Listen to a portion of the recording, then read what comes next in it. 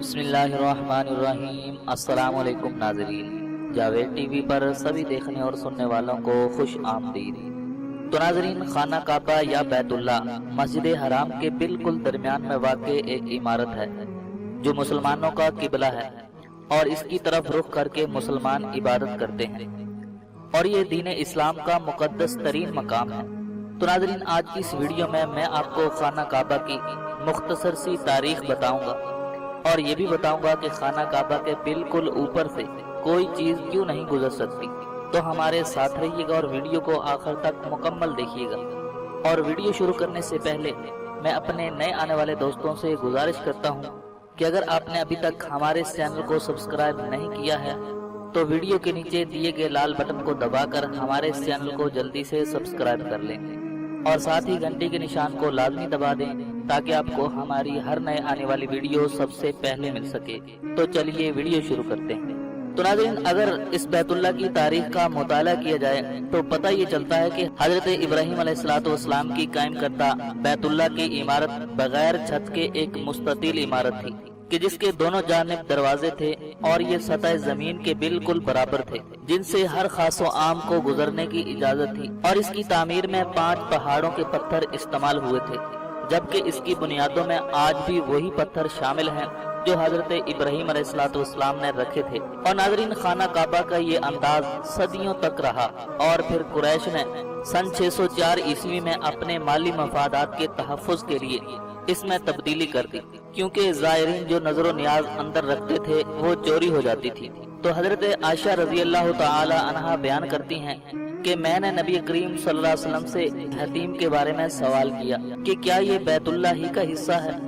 تو نبی کریم صلی اللہ علیہ وسلم نے جواب دیا کہ جی ہاں۔ تو حضرت عائشہ رضی اللہ تعالی عنہا بیان کرتی ہیں کہ میں نے پوچھا کہ اسے پھر بیت اللہ میں داخل کیوں نہیں کیا گیا؟ تو نبی کریم صلی اللہ علیہ وسلم کا جواب تھا کہ تیری قوم کے پاس خرچے کے لیے رقم کم پڑ گئی تھی۔ تو میں نے کہا کہ بیت اللہ کا دروازہ اونچا کیوں ہے؟ تو نبی کریم صلی اللہ علیہ وسلم نے جواب دیا کہ تیری قوم نے اسے اونچا اس لیے کیا تاکہ وہ جسے چاہیں بیت اللہ میں داخل کریں اور جسے چاہیں داخل نہ ہونے دیں، اور اگر تیری قوم نئی مسلمان نہ ہوتی اور ان کے دل اس بات کو تسلیم کرنے سے انکار نہ کرتے تو میں اس حتیم کو بیت اللہ میں ہی شامل کر دیتا اور دروازہ زمین کے بالکل برابر کر دیتا۔ اور ناظرین، حتیم جسے حجر اسماعیل بھی کہا جاتا ہے، خانہ کعبہ کے شمال کی جانب ایک دیوار ہے کہ جس کے باہر سے طواف کیا جاتا ہے۔ تو قریش نے بیت اللہ کے شمال کی طرف 3 ہاتھ جگہ چھوڑ کر عمارت کو مکعب نما یعنی کعبہ بنایا تھا، اور وجہ یہ بتائی جاتی ہے کہ روپے پیسے کی کمی تھی، کیونکہ حق حلال کی کمائی سے بیت اللہ کی تعمیر کرنی تھی۔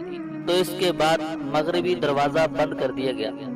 جبکہ مشرقی دروازے کو زمین سے اتنا اونچا کر دیا گیا کہ صرف خاص لوگ ہی قریش کی اجازت سے اندر جا سکے۔ اور ناظرین، کعبہ کے جنوب مشرقی رکن پر نصب تقریباً 2.5 فٹ قطر کے چاندی میں کور کیے ہوئے مختلف شکلوں کے 8 چھوٹے چھوٹے سیاہ پتھر ہیں کہ جن کے بارے میں اسلامی عقیدہ یہ ہے کہ خانہ کعبہ کی تعمیر کے وقت یہ پتھر جنت سے حضرت جبرائیل علیہ السلام لائے تھے،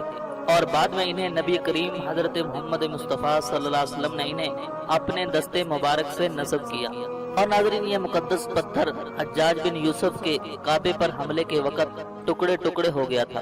اور ان ٹکڑوں کو بعد میں چاندی میں لپیٹ کر یہاں پر نصب کر دیا گیا۔ اور آج کعبہ شریف کا طواف بھی حجر اسود سے ہی شروع ہوتا ہے، اور ہر چکر پر اگر ممکن ہو تو حجر اسود کو بوسہ دینا چاہیے، ورنہ دور سے ہی ہاتھ کے اشارے سے بھی بوسہ دیا جا سکتا ہے۔ اور ناظرین، خانہ کعبہ کی سب سے منفرد بات جسے معجزہ بھی کہا جا سکتا ہے وہ یہ ہے کہ خانہ کعبہ کے عین اوپر سے کوئی چیز بھی نہیں گزر سکتی، کیونکہ جدید سائنس کے مطابق کی جانے والی تمام پیمائشوں اور پیمانوں کے مطابق خانہ کعبہ بلا شک و شبہ زمین کا مرکز ہے، یعنی یہ وہ مقام ہے جو زمین کے بالکل درمیان میں واقع ہے، اور زمین کے درمیان کا مقام ہونے کی وجہ سے قدرتی طور پر زمین کی تمام کشش ثقل کا مرکز بھی یہی ہے، اور یہی وجہ ہے جو اسے دوسرے تمام مقامات سے منفرد اور افضل بناتی ہے۔ اور ناظرین کرام، زمین کی کشش ثقل کا مرکز ہونے کی وجہ سے یہاں شدید قسم کی مقناطیسی کشش بھی پائی جاتی ہے، اور یہی وجہ ہے کہ اس کے اوپر سے کسی بھی چیز کا گزرنا ناممکن ہے۔ اور اگر آپ اپنے ہاتھ میں ایک مقناطیس کا ٹکڑا لیں اور آپ دیکھیں گے کہ اس کے بالکل درمیان میں کوئی چیز بھی نہیں چپک سکتی मकनातीसी कशिश के असर से वो चीज हवा में झूलती हुई मकनातीस के दाएं या बाएं तरफ चिपक जाएगी। तो बिल्कुल यही फार्मूला खाना काबा के ऊपर भी लागू होता है। मरकजी मकाम और मकनातीसी कशिश की शिद्दत होने की वजह से ये नामुमकिन है कि कोई जहाज हत्ता के परिंदा भी खाना काबा के ऐन ऊपर से गुजर सके। और नाज़रीन, ये वो हक़ाइक़ थे जो शायद किसी पत्थर के आगे भी रख दिए जाएं तो वो भी पिघल जाए, क्योंकि अल्लाह तबारक व तआला ने हर जगह हमारे लिए निशानियां रखी हैं ताकि हम लोग इस पर गौर करें और ईमान ले आएं। तो नाज़रीन, मैं हूं जावेद और आप देख रहे थे जावेद टीवी। तो ये थी खाना काबा के मुतल्लिक इंतहाई दिलचस्प मालूमात। और अगर आपको खाना काबा के मुतल्लिक ये अजीम और मुनफरिद वीडियो पसंद आई तो वीडियो को लाइक कीजिए, शेयर कीजिए और कमेंट्स के जरिए हमें अपनी राय से जरूर आगाह कीजिए। तो आज की इस वीडियो में बस इतना ही। मिलते हैं मजीद एक नई वीडियो के साथ, तब तक के लिए इजाजत दीजिए। अल्लाह हाफिज।